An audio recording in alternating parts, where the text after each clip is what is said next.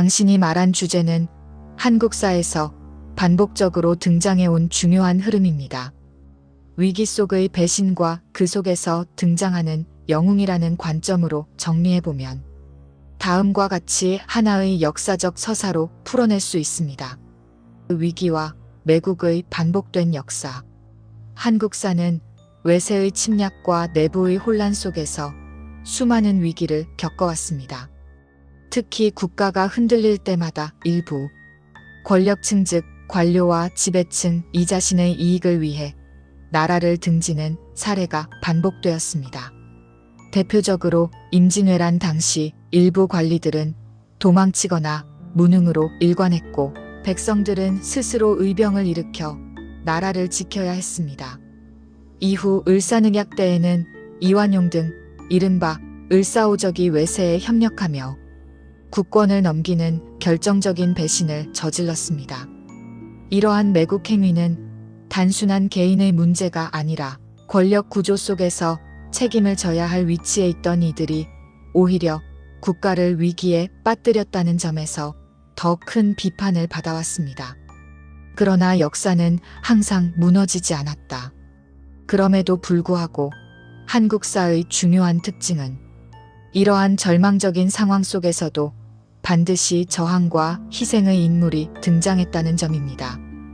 임진왜란 시기 조선 수군을 이끌었던 이순신은 열세 속에서도 뛰어난 전략과 강한 책임감으로 나라를 지켜냈습니다. 그는 단순한 군인이 아니라 공적 책임을 끝까지 수행한 관료의 상징이기도 합니다.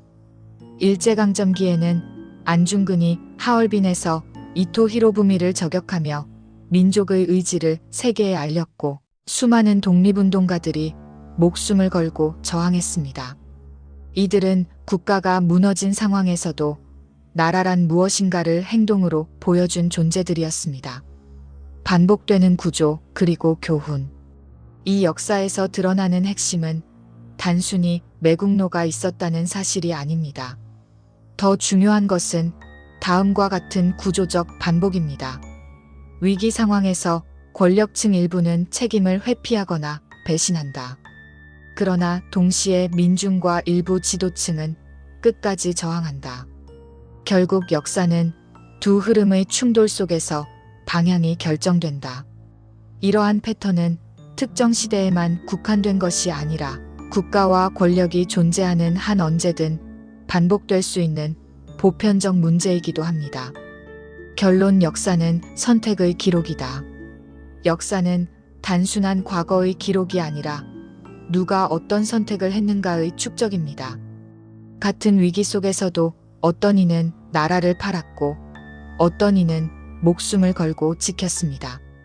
그래서 한국사의 진짜 메시지는 다음과 같이 정리할 수 있습니다.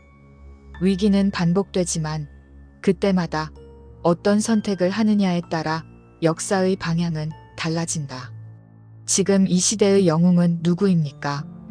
우리는 한 나라의 주권자를 잘 선택해야 합니다.